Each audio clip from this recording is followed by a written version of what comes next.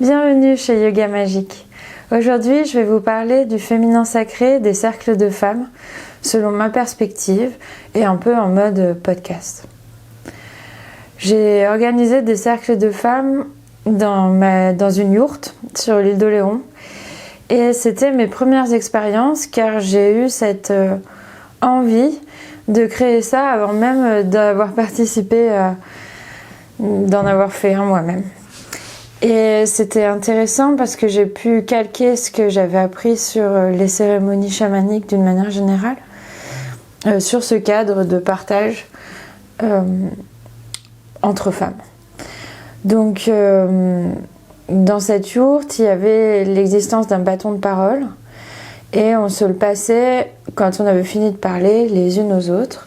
Il était posé au milieu quand personne n'en avait envie de parler ou qu'il y avait un moment un peu de latence, d'intégration après ce que l'une d'entre nous avait dit. Ça m'a toujours paru important de partager une médecine que je porte avec moi, qui est celle du cacao. Et je trouvais que le cacao posait un cadre d'ouverture de cœur qui était parfaitement adapté à ce partage que l'on cherche à faire pendant les cercles de femmes. De mon expérience, un cercle de femmes, c'est un lieu où on vient déposer en toute confiance des préoccupations, des inquiétudes. C'est vrai qu'on pourrait partager des choses positives et ça arrive aussi, mais c'est vrai aussi que dans la majorité des cas, on a envie d'avoir le soutien des autres femmes quand on traverse des périodes qui sont compliquées ou difficiles dans nos vies personnelles. Ce que j'ai trouvé formidable, c'est que sur le moment, on n'avait pas, en tout cas moi, j'avais pas l'impression d'avoir de grands enseignements, de grands apprentissages. C'était pas du tout des révélations. Par contre, ce que j'ai pu noter, c'est que c'était vraiment cette force du féminin sacré.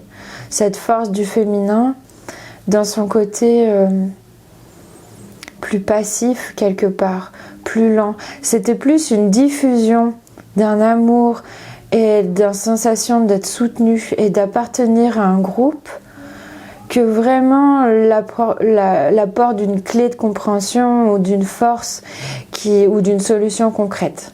C'était plutôt le fait de finalement se sentir entendue et comprise qui m'apportait le plus de bénéfices finalement.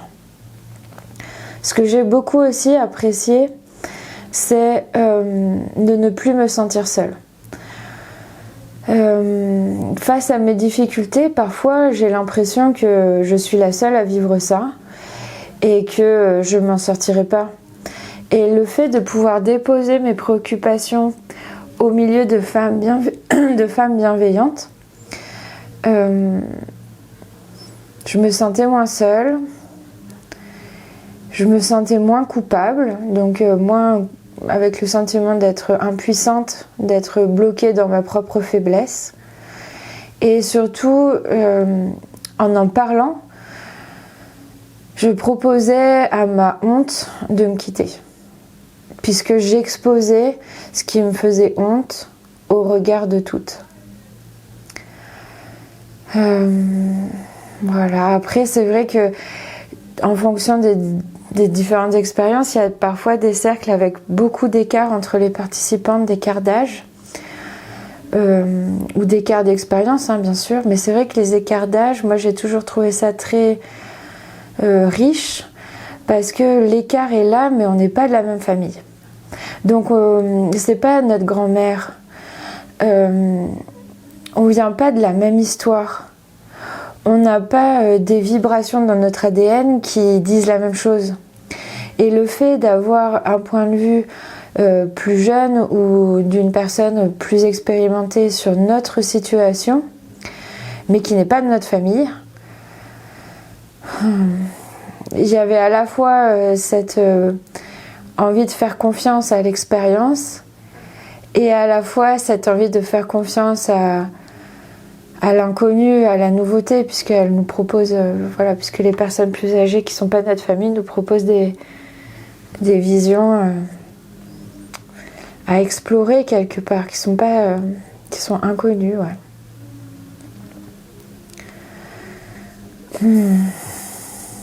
J'ai beaucoup aimé aussi ce recul quand j'ai pu moi-même de ma petite expérience partager avec des femmes plus jeunes.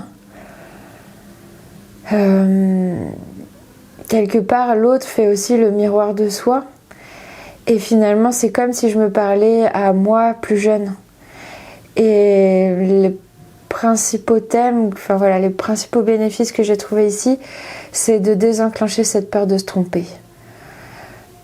Plus jeune, j'avais vraiment beaucoup de pression, ou je me mettais beaucoup de pression sur l'idée de trouver le bon chemin, de faire les bonnes actions, d'aller vers mon futur optimal, absolument. C'est encore quelque chose que j'ai aujourd'hui, mais j'ai beaucoup plus intégré l'idée de faire des détours, d'accepter le processus, d'accepter la différence entre la rapidité de la compréhension mentale et théorique et le moment où on l'applique et on le vit, où c'est intégré dans nos cellules et dans notre corps.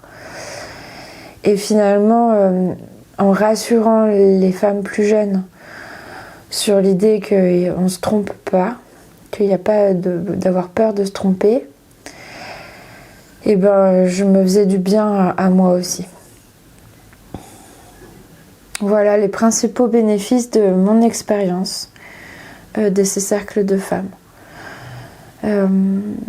À côté de ça, bien sûr, il y a eu tous les enseignements en rapport direct avec le féminin, des valeurs féminines, des modes de fonctionnement du féminin sacré, en complémentarité des valeurs et du fonctionnement du masculin.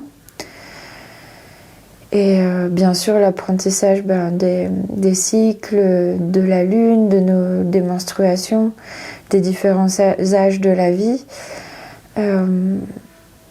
Voilà, avec cette idée de redorer ça, d'en faire quelque chose comme un outil, une connaissance sur laquelle on peut s'appuyer, plutôt qu'une fatalité et quelque part une malédiction même, j'ai envie de dire. Ça, c'est plus aller vers le développement des thèmes du féminin sacré.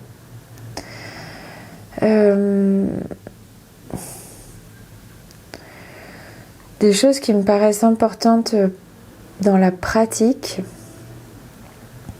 c'est de se réapproprier tout ce féminin sacré par des gestes simples du quotidien.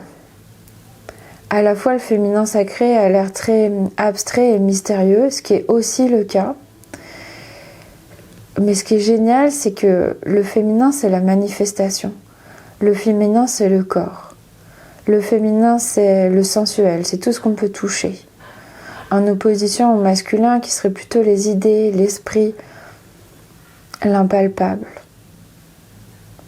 Et finalement, le fait de marcher pieds nus dans la terre, de se passer de la crème sur le corps en conscience, de boire suffisamment de grands verres d'eau dans la journée, tout ça, c'est nourrir son féminin sacré. Parce que c'est avec un cœur, un corps et une tête heureuse, épanouie, qui ressent l'amour que moi, l'esprit qui vit à l'intérieur de ce corps, va pouvoir me soutenir dans la réalisation de mes rêves. Finalement, c'est parce que je vais trouver des ressources et dans le féminin et dans le masculin que je vais pouvoir être pleinement moi-même. Je vous remercie de votre écoute et je vous dis à bientôt.